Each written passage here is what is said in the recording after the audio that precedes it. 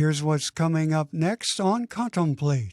Anyone who tells you that following Christ means health and wealth and no difficulties in life, and that your family is going to be perfect all the time, your kids are going to be, you can put them up on Facebook every day about the new awards that they're winning and whatever, and everything's going to be perfect, and you're going to have this wonderful life, and everything's great if you follow Jesus and have enough faith, they're trying to sell you something. It's not true.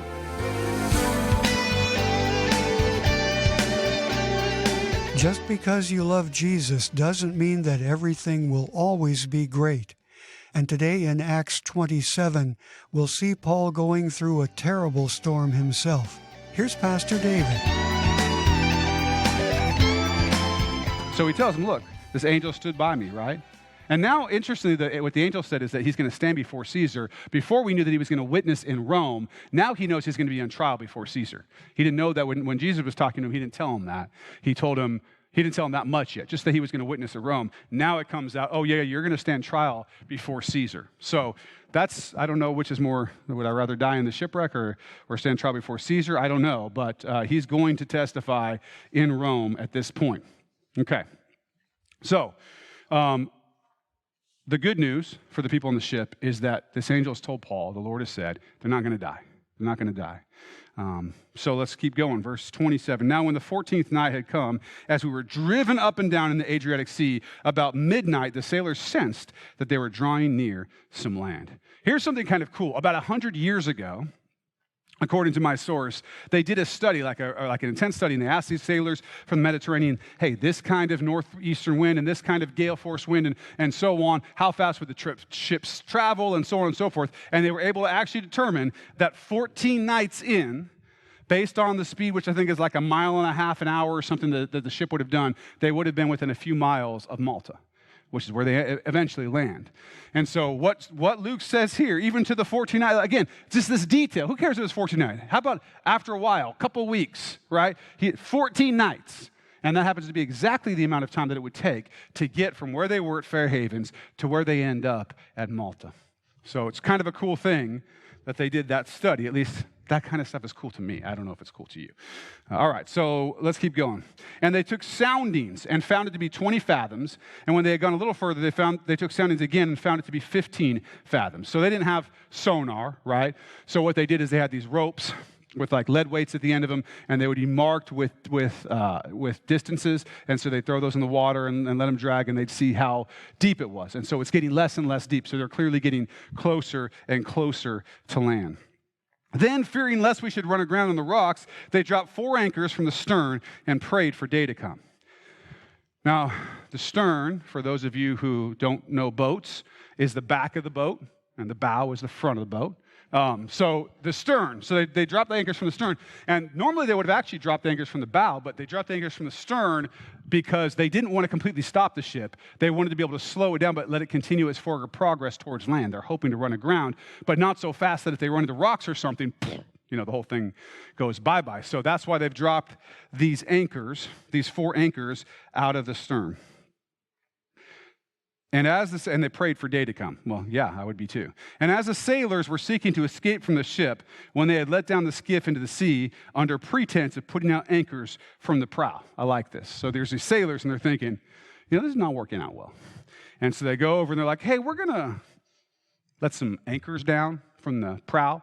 And they're kind of over there, and they're letting the boat go down because they're going to jump in the boat and take off and leave all these. Not that smart to leave the Roman soldiers on the boat, because if they do get out, they're probably going to be upset that you took off on them. But in any case, these guys are trying to basically steal the skiff, let it down to the water and steal it, and try to get away themselves. Paul said to the centurion and the soldiers, unless these men stay in the ship, you cannot be saved. Then the soldiers cut away the ropes of the skiff and let it fall off. You think those sailors were upset with Paul? I don't know. Paul, is always making people happy. This is just another instance where I think he's probably done that. He tattled on them, right? And he's like, if those guys leave, you're going to die too. And so the soldiers go over there, they cut the things, and the ship goes out, and I think they're probably a little bitter. That's my guess, but I don't know. Either way, that boat's gone. That way's out. But it shows one thing. They're clearly looking at Paul for leadership. He says, do something, and they do it. They're clearly trusting him. It's probably their last best hope that Paul happens to be correct. And as day was about to dawn, Paul implored them all to take food, saying, today is the 14th day you have waited and continued without food and eaten nothing. Yikes. Therefore, I urge you to take nourishment, for this is for your survival, since not a hair will fall from the head of any of you. And when he had said these things, he took bread and gave thanks to God in the presence of them all. And when he had broken it, he began to eat. Then they were all encouraged and also took food themselves. Okay, so these guys had not eaten for 14 days. Now, I don't know how many times you've been on a boat in a storm, but I'm guessing that your belly, your tum-tum, probably doesn't feel very good, right? So they're being tossed and turned for 14 days in this ship. And of course, the level of anxiety of, I'm going to die, I'm going to die, I'm going to die, I'm going to die, I'm going to die, is probably not making you very hungry. So they've gone all this time without eating. They've probably been more concerned about keeping the ship from breaking apart and all the rest of that stuff, but they have not, the seasickness, the anxiety, and so on, they haven't eaten for all this time. And so Paul's like, hey, let's eat something. Which normally people feel better when they have something to eat. I know I do. And so that's why I eat as often as possible. All right. So he tells them to eat, and this is the really cool thing is Paul gets to pray to God and thank God and be thankful to God. In the middle of all this, in the middle of all that's going on, in the midst of this, he gets to, in front of these people, have a testimony where he's thanking God for this little thing, for this fact that they get to eat some food in front of all these people, and these people get to see that Paul has this unshakable faith. And it's a witness to all these people. So it's an amazing blessing that he gets to thank God for this food in front of all these people. In front of all these people. He gets to show that he's calm and thankful. And in all, we were 276 persons on the ship. So when they had eaten enough, they lightened the ship and threw out the wheat into the sea. 276 people, that includes Paul. It's a lot of people. Not a particularly high number for a ship like this. They could actually fit quite a few people. But that's a lot of people that were with Paul. That's a lot of people that God has promised he'll save. Quite a few, right? And so they're there, and after they're done eating, they take all this wheat, which would have probably been in bags, down in the hold of the ship, and they throw it all out into the sea, lightening it up, assumedly to make the ship lighter so that they could make landfall more easily. I'm just saying this. I'm not a sailor. I'm guessing that's why they did it. Okay. So they throw the wheat out of the ship. When it was day, they did not recognize the land, but they observed a bay with a beach onto which they planned to run the ship, if possible. And they let go the anchors and left them in the sea. Meanwhile, loosing the rudder ropes, and they hoisted the mainsail to the wind and made for shore. Okay. But striking a place where two seas met, they ran the ship aground, and the prow stuck fast and remained immovable, but the stern was being broken up by the violence of the waves. So, think about this. All these days, just going through it.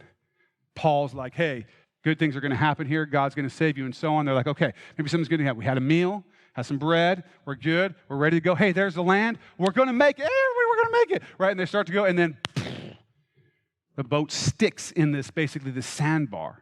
And the waves are literally breaking the boat apart from the back, just tearing it up.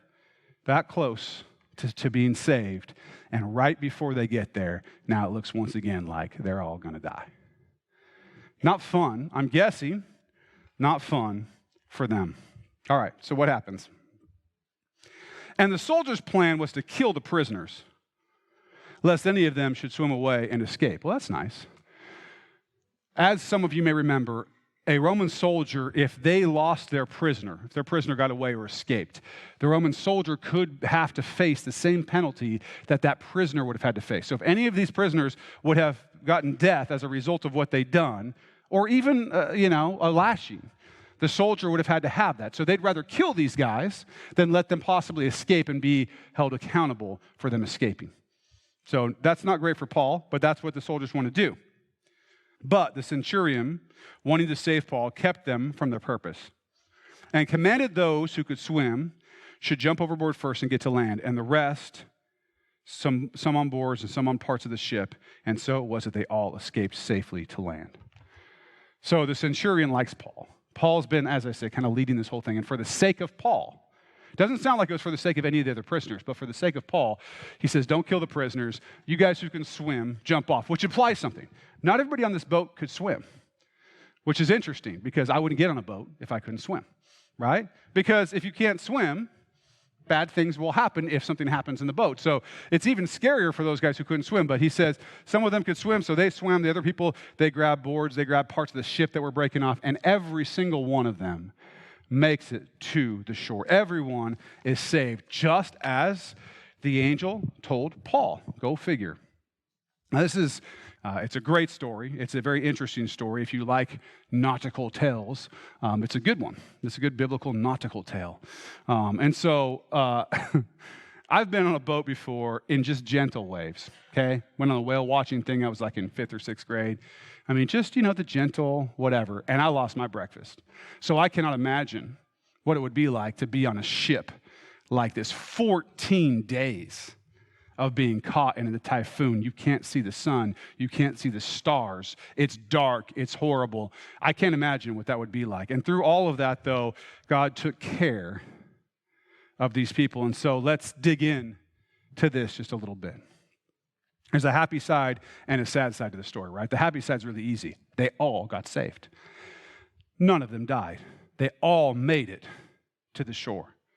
God saw them all through. So that's easy. That's the happy side. We'll kind of get back to that. It's an amazing thing. But what is the sad side? Well, there was some sad. There was some loss here, right? First of all, how terrible it would have been to go through this. How horrible it would have been to have to go through this. The fear, the pain, the seasickness, the loss of hope, which is a horrible thing to experience. 14 days of that non-stop, right? The difficulty. I mean, I don't like discomfort. I don't know how many people do. I don't like to have to get up to get the remote if I left it in the kitchen when I got a snack. I'm like, seriously? Nobody likes to be uncomfortable. It's not fun. We tend to take even the slightest discomforts and be upset about them. This was uncomfortable. This was sad. There's a loss that happened here. These people were in pain, constant, terrifying, real, nonstop pain for 14 days. So that was a sad thing. They lost the grain, right? Gone. All that grain, all those people that could have been fed, gone. They lost the ship. Not cheap, okay? Ships would not have been cheap, so they lost that. And then also the kind of bummer for the leaders, the centurion and the owner of the boat and these guys on this is that they actually had been given good advice that they didn't take. And so there's even like a double whammy when something bad happens and when you were told before you did it that it was a bad idea, like the shame that comes along with that. All those things are pretty sad. They had good advice and they didn't do it. I remember when I was younger, I used to give fantastic advice, right? You have those friends where it's like so obvious what they should do. And they come to you and they're like, oh, my girlfriend, should I blah, blah, blah. And you're like, no, you should do this thing. It's really obvious. It's not like you're this great advice giver, but it's really obvious. And then they're like, absolutely, I'm going to do that thing. I'm definitely going to do that. You're right. That's the best advice ever. And then they leave and they do the opposite, right? Completely the opposite. They never really do what they say they're going to do when you give them advice. And it always turns out bad. And you're kind of like, you don't really want to say, I told you so, but you do, right? Because that's how we treat our friends. And so you understand that, like, you've done that, you've gotten the good advice, and then you've done the thing, and it's ended up bad because you've gone the other way. I think there's some loss in that too. All of those things are kind of on the sad side of the coin. And we go through storms that have some happy and sad probably in them too, right? And sometimes in our storms in life, we're like Paul. We were kind of dragged into it. This guy's in chains. He's been arrested. He's been stuck on the ship. He didn't choose to go do this. So sometimes we're like Paul, and sometimes, at least for me, more often, I'm more like the centurion and the ship owner, where maybe there's some good advice, maybe it seems unwise, maybe whatever, and I'm like, nah, we'll be fine. Let's do it. The south wind is blowing softly. Let's go. And then I end up in a storm because I'm an idiot. Right? That's more likely to be my story. Although I'm not saying I've never been in a storm that wasn't my fault. I just don't remember. Most of them have been my fault. But we go through a lot of things, right? Sometimes it doesn't have much to do with our choices. Sometimes it's just you get cancer. You get sick, right? You lose a loved one. You get laid off at work. Your spouse leaves you. Real things, really bad, horrible storms that come that you certainly didn't choose them, you didn't want them, and they happen, and you go through them, like Paul was in this case, right? And in all these cases, the pain is incredible. And the sadness is incredible. And sometimes, like those who were on the ship with Paul for days, maybe weeks, maybe longer, maybe months, we can't see the sun or the stars, metaphorically, right? It's all dark. It's all rough. It's all difficult. And it seems like the storm won't stop. And so what does the Lord teach us through this storm that Paul and his companions were in? The first thing I think that God teaches us is that we are not immune from storms, okay? And this is important because here's the deal. Is your spiritual resume as good as Paul's? How many times have you been beaten, imprisoned? How many times have you had rocks thrown at you, been beaten, been run out of a city? How many churches have you started? How many thousands have you preached? I mean, this guy had a spiritual resume. He'd put it on the line for the Lord. He loved Jesus. He followed him. He had faith. He trusted. This guy was a believer. He loved Jesus, completely loved Jesus. And yet, he still went through the storm, right? Not only that, he told them, don't put out to sea. Bad things are good. So not only has he done good, follow the Lord, trusted the Lord, live for the Lord, he also told these guys not to do it, and they took him anyway. And these very unfortunate things happen. Now, if it's going to happen to Paul, if Paul still had to go through this storm, then guess what? So do you. You're going to go through storms. You cannot avoid storms by having enough faith. Listen carefully. You cannot avoid storms in your life by having enough faith or working hard enough or volunteering enough or doing enough good things. Paul had all that, and he didn't avoid this storm. Anyone who tells you that following Christ means health and wealth and no difficulties in life, and that your family is going to be perfect all the time, your kids are going to be, you can put them up on Facebook every day about the new awards that they're winning and whatever, and everything's going to be perfect, and you're going to have this wonderful life, and everything's great if you follow Jesus and have enough faith, they're trying to sell you something. It's not true. There is nothing in here that would remotely suggest that following Christ somehow gets you out of the curse that the whole world has to deal with. Now, do we see it pushed back in the church? Absolutely. Are there all kinds of things that we see like this here, where God saved Paul from the storm? Do we see that? Absolutely we do. But the idea that you're not going to go through storms, that's just not scriptural. Or Paul wouldn't be going through it here. So you will go through storms. You are not immune. So the first thing to recognize is it's happening. This thing is happening. Here's the other thing. Jesus can calm storms, but that doesn't mean he always will. So there's a story. If you want to turn to Luke chapter 8, verses 23 through 25, it says this. Now it happened on a certain day that he got into a boat with his disciples, and he said to them, let us cross over to the other side of the lake. And they launched out. But as they sailed, he fell asleep. And a windstorm came down on the lake, and they were filling with water and were in jeopardy. And they came to him and awoke him, saying, Master, Master, we are perishing. Then he arose and rebuked the wind and the raging of the water, and they ceased, and there was a calm.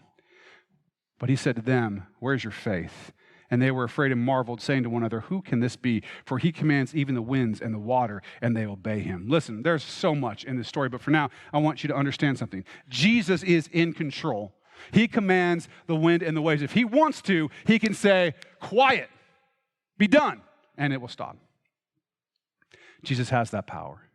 Jesus has the power. He has the power to push back the curse. We talked about this last week. We're part of his kingdom in the church, and we get to see, we're the only ones who get to see this level of him pushing back the curse, and that's who Jesus is, and that's what he does. But that doesn't mean he will. Whatever your current storm is, or whatever storm you're just headed out of, or the one that you're just headed into, or whatever the case is in your life, whatever it is, remember, Jesus is in control.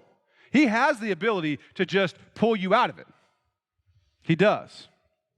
He's the king. He can push back the curse, and he does so as a witness to this dying world and the dying people in it. Jesus can calm the storm with a word, and let me tell you, Paul knew that. I'm guessing Paul was praying for that. Jesus, just do it. Just calm the storm with a word. Just make it go away. That's what I would have been praying for. That's what you would have been praying for, right? Let's have this thing be over. Let's have this thing be over. But Jesus didn't calm the storm that way.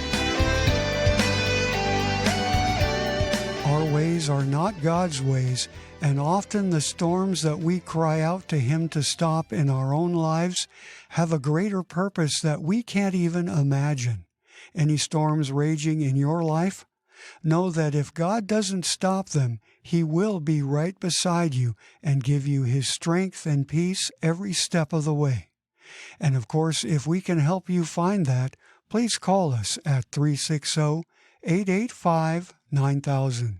Or come see us this Sunday morning at Acts Church in Vancouver, Washington. Easy directions are just a click away at actschurchnw.org. Well, that's it for today, but there's still much more to learn from this chapter, so I hope you'll join us next time for Part 3 here on Contemplate.